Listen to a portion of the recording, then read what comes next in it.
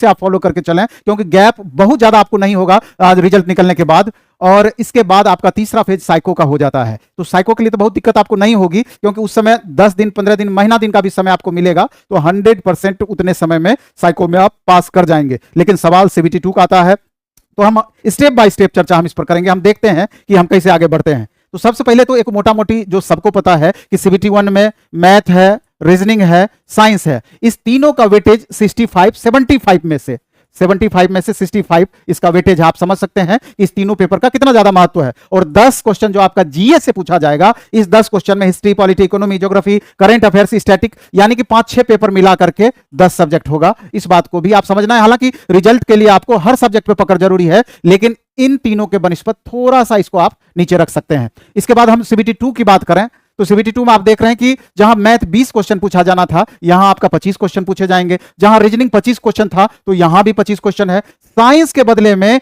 Basic science and engineering, हालांकि पिछली बार basic science and engineering drawing था, यहां बेसिक साइंस एंड इंजीनियरिंग आप देख रहे हैं 40 क्वेश्चन। तो यहां पर आपको इस बात को समझना है कि यहां पर भी मैक्सिमम आपका साइंस का ही वेटेज रहना है, इंजीनियरिंग अथवा ड्राइंग से रिलेटेड वो कम ही उसका जो अब लगातार देखा गया, इससे पहले भी जो एग्जाम 2018 का हुआ है, इस सेक्शन से कम ही क्वेश्चन पूछा गया था। इसलिए अगर इस पर थोड़ा सा आप सीरियस होंगे तो ये सेक्शन भी आपका साथ में बेहतर होता चला जाएगा। और जीए का 10 का 10 मार्क्स यहां पर भी है। चूंकि ALP के साथ मैक्सिमम छात्र टेक्नीशियन भी भरे हुए हैं, तो निश्चित रूप से जो छात्र ALP देंगे, लगभग छात्र टेक्नीशियन का भी एग्जाम देंगे। तो उसके लिए बहुत अलग से आपको तैयारी नहीं करनी है, बल्कि टेक्नीशियन का तैयारी करते हैं तो उससे ALP में मदद मिलेगा, ALP की तैयारी करते हैं तो उसमें टेक्नीशियन में मदद मिलेगा। टेक्नीशियन की बात करें तो यहां मैथ में 25 सवाल आप देख रहे हैं, वहां 20 सवाल, 25 सवाल, 25 सवाल, तो यहां 25 सवाल। रीजनिंग में आपका 25 सवाल, साइंस में आपका यहां 40 सवाल आ जाता है। तो इस वेटेज को कदापि आपको इग्नोर नहीं करना है। ये साइंस को अगर आप अच्छा करते हैं तो हर जगह साइंस का लाभ आपको दिखेगा। और 10 क्वेश्चन यहां भी आप देख लीजिए जीएस से रिलेटेड है। आगे बढ़ते हैं, अब मूल चीजों पर आते हैं कि CBT 1 सिर्फ तैयारी ना करके बल्कि CBT 2 भी साथ में करें, यह पर्सनल सजेशन है और ऐसा ही करना चाहिए अगर आप फाइनल अपना रिजल्ट लेना चाहते हैं। बट जिनकी तैयारी बहुत अच्छी नहीं है, यानी जो अभी तैयारी स्टार्ट ही किए हैं, जिनकी तैयारी बहुत बेहतर नहीं है, वो सिर्फ ALP पर भी यानी ALP CBT 1 पर भी फोकस कर सकते हैं। लेकिन बहुत फायदा नहीं होना है, क्योंकि CBT 2 भी आपको पास करना जरूरी है। तो इसलिए करके तत्काल आप इस पर फोकस कर सकते हैं, लेकिन टारगेट दोनों का आपका एक साथ होना चाहिए। अब सब्जेक्ट का इंपॉर्टेंस का जहां तक सवाल है, जो अभी हम चर्चा किए, मैथ, रीजनिंग, साइंस, तीनों का वेटेज भी हम दिखाए। अगर गलती कम हो रही है तो CBT 1 में भी कंफर्ट रहेंगे, यानी कि जब आप सेट बनाते हैं, लगातार सेट बनाते हैं, रिविजन करते हैं, सेट बनाने के दरमियान आप देखें तो देखते हैं कि क्वेश्चन कम गलत हो रहा है, तो 100% CBT 2 के लिए भी आप कंफर्ट फील करते रहेंगे, इसका फायदा वहां पर मिलते रहेगा। इसके अलावा आप देख रहे हैं कि मैथ, अब मैथ को कैसे इंप्रूव करें, क्योंकि मैथ में आप देख रहे हैं 20, 25, 25, यानी टेक्नीशियन 25, इधर आपका 25 CBT 2 और CBT 1 में 20 क्वेश्चन। तो आप और मैथ के बारे में और रीजनिंग के बारे में हमेशा से ये कहा जाता है कि ये स्कोरर सब्जेक्ट है। अगर आपका कंसेप्ट क्लियर है तो 100% मार्क्स आप मैथ और रीजनिंग में ला सकते हैं। आप दावा नहीं कर सकते हैं कि जीएस सेक्शन में 100% मार्क्स आप ले ही आइएगा, इसलिए इस पर आपका खासा फोकस होना ही चाहिए। तो मैथ को कैसे इंप्रूव करेंगे, इस पर थोड़ा सा ध्यान देने की जरूरत है। तो मैथ को इंप्रूव करने के लिए प्रैक्टिस बहुत ज्यादा करें, यानी ज्यादा से ज्यादा आपको मैथ का सवाल बनाना ही होगा, अधिक से अधिक प्रैक्टिस ही करना होगा। कैसे प्रैक्टिस, तो चैप्टर वाइज एक माध्यम ये होगा, प्रीवियस दूसरा माध्यम ये होगा, सिटिंग बाय सिटिंग, यानी सिटिंग बाय सिटिंग में मिसलेनियस टाइप का जो सेट होगा पूछा हुआ, इसको भी आप करेंगे। तो ये तीनों फेज मिला करके आपका प्रैक्टिस को और बेहतर कर देगा, बशर्ते कि पहले से कंसेप्ट मैथ का आपका अच्छा होना चाहिए, और अच्छा होगा ही, क्योंकि मैक्सिमम इसमें वैसे छात्र हैं 1 साल 2 साल 3 साल 4 साल से लगातार तैयारी कर रहे हैं। तो बेसिक कंसेप्ट आपका ठीक होगा। अब प्रैक्टिस के मदद से आपको इसमें धार देना है और बेहतर परफॉर्मेंस करना है, चाहे एडवांस हो, अर्थमेटिक हो, चाहे DI सेक्शन का हो। लगभग 100+ प्रश्नों का डेली प्रैक्टिस करना है। 100+ प्रश्नों, अगर आप चाहते हैं कि इस बार हमको ALP बनना है तो कम से कम 100 क्वेश्चन का डिस्कशन या 100 क्वेश्चन का प्रैक्टिस आपको करना ही होगा डेली। मंथ में करीब 3000 प्रश्न हो जाएंगे अगर 100 के हिसाब से करेंगे, तो ये 100% आपका PT में बहुत प्रॉब्लम नहीं होगा। और आगे चल करके चूंकि समय और आपको मिलेगा तो मेंस तक के लिए और बेहतर परफॉर्मेंस आपका हो जाएगा। इसके लिए आपको क्या करना है कि मैथ का डेली आप देखेंगे कि प्लेटफॉर्म का भी रुक्मिणी पब्लिकेशन से जो बुक आती है उसमें चैप्टर बाय चैप्टर अलग प्रैक्टिस सेट आपका आया हुआ है, प्रीवियस का ही।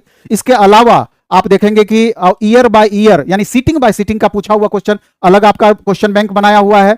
इसके अलावा प्रैक्टिस वर्कबुक अलग है और फुल सिलेबस का मॉक अलग है। तो मैथ को इंप्रूव करने के लिए ये तीनों मोड आपको अपनाना होगा। 100 क्वेश्चन का टारगेट आपको डेली रखना ही होगा। इसी तरीके से रीजनिंग में भी प्रीवियस ईयर क्वेश्चंस को बेहतर तरीके से आपको लगातार करना है। बिगिनर यानी कि जो नया शुरुआत किए हैं उनको चैप्टर वाइज पहले इंप्रूव करना है अधिक से अधिक, और फिर उसके बाद प्रीवियस बनाना है। और डेली कम से कम रीजनिंग का 50 प्रश्न को भी अगर आप सॉल्व करते हैं तो रीजनिंग आपका बेहतर हो जाएगा। इस बात की गारंटी है, रीजनिंग का क्वेश्चन नहीं छूटेगा। प्रैक्टिस मस्ट है। कठिन चैप्टर को अलग से ध्यान दें, क्योंकि आप देख रहे हैं कि एनालिटिकल रीजनिंग जो है आपका 4-5 ऐसा टॉपिक होगा जो हमेशा रीजनिंग में आपको परेशान करते आई है। इसलिए उसका प्रैक्टिस या उस चैप्टर का प्रैक्टिस या चैप्टर के क्वेश्चन को एक बार अलग से भी देखते जाएं, लेकिन 50 क्वेश्चन का सेट आप डेली बनाएं। और एक बात बता देना चाहते हैं कि अभी कल या परसों से प्लेटफॉर्म के द्वारा नवीन कुमार सिंह यूट्यूब चैनल पर शाम में 6 बजे से रात में 10:30 बजे तक एक स्पेशल सेशन लाया जा रहा है। 1.5 घंटे मैथ, 1.5 घंटे रीजनिंग, 1.5 घंटे साइंस का। एक महीने में जैसा क्वेश्चन आपका एग्जाम में पूछेगा 100% है कि उस तरह का मैक्सिमम हम प्रैक्टिस करा देंगे। गारंटी है कि आप हमारे साथ 4 से 5 घंटा जुड़े रहते हैं, बहुत परेशानी आपको नहीं होना है। उसका PDF हम आपको पहले से प्रोवाइड कर दिया करेंगे। ये जो बातें बोल रहे हैं, आधा आपका समस्या उसी से आपका दूर हो जाएगा। 50% समस्या जो हम क्लासेस ला रहे हैं। इसके बाद आता है साइंस। आप जान रहे हैं कि साइंस कितना महत्वपूर्ण है, इस चीज को इग्नोर नहीं किया जा सकता है, क्योंकि साइंस का वेटेज CBT 1, CBT 2, टेक्नीशियन कहीं पर भी कम नहीं किया जा सकता है। तो साइंस में खासा एक बात हम बोल रहे हैं कि प्रीवियस ईयर का न्यूमेरिकल को बिल्कुल भी इग्नोर नहीं करना है। आपका 2 से लेकर 5 क्वेश्चन तक न्यूमेरिकल पूछेगा और ये स्कोरर होगा, ये आपके स्कोर को बढ़ाएगा। तो प्रीवियस ईयर में जितना न्यूमेरिकल आपका चाहे फिजिक्स से रिलेटेड, केमिस्ट्री से रिलेटेड पूछा गया है, एक एक करके उसको हर टाइप का बना जाना है। हर टाइप का आप बना जाएंगे, कंसेप्ट अगर उसका आप समझ जाएंगे, एक भी न्यूमेरिकल का क्वेश्चन आपका छूटेगा नहीं। 100 प्रश्नों का मिनिमम प्रैक्टिस डेली करना है। 100 प्रश्न कम से कम डेली इसका बनाना है या प्रैक्टिस करना है। और प्रैक्टिस का मतलब हमेशा से यह होता है कि जो क्वेश्चन आपसे गलत हो रहा है उसका एक्सप्लेनेशन हम डिटेल जरूर देखेंगे, जिससे कि इस टाइप का क्वेश्चन दूसरे सेट में मिले, तीसरे सेट में मिले, वहां गलती की गुंजाइश उस टाइप के क्वेश्चन का नहीं होना चाहिए। अलग से साइंस प्रैक्टिस बुक भी उपलब्ध है आपका प्लेटफॉर्म का, रुक्मिणी पब्लिकेशन का। साइंस का फिजिक्स का अलग बुक उपलब्ध है प्रैक्टिस के लिए, चैप्टर बाय चैप्टर। केमिस्ट्री का अलग है, बायो का अलग है। मटेरियल या कंटेंट का कतई कमी नहीं है। इसके अलावा 9500 क्वेश्चन प्रीवियस ईयर साइंस का आपका भी वो टॉपिक बाय टॉपिक हमारा अलग किया हुआ है। आप बनाइए ना, कितना बनाते हैं, और जिस समय उतना बना जाइएगा आपका साइंस छूटने वाला नहीं है। इसके अलावा और साइंस में इंप्रूवमेंट के लिए NCERT साइंस का भी प्रैक्टिस करना है। NCERT में एग्जाम्पलर का भी आप ले लीजिए, जो भारत सरकार का बुक है एग्जाम्पलर, आपका नेट वगैरह पर भी उपलब्ध होगा, यूट्यूब पर उपलब्ध होगा। और जो हम क्वेश्चन कराएंगे अभी आपको जो बताए हैं, वो 1.5 घंटे का इसमें एग्जाम्पलर का क्वेश्चन आपका रहेगा ही रहेगा। तो NCERT साइंस का भी प्रैक्टिस आपको डेली करना है, अगर आप चाहते हैं कि एक भी क्वेश्चन साइंस का हमसे ना छूटे। एक टॉपिक को डिटेल पढ़ना हो, कहीं से भी यूट्यूब से पढ़ लें, यानी कि थोड़ा सा अगर समय आप बचा पाते हैं तो टॉपिक बाय टॉपिक भी, अगर किसी खास चैप्टर में आपको दिक्कत होगी, यूट्यूब पर ढेर सारा कंटेंट उपलब्ध है, उसका भी आप लाभ ले सकते हैं।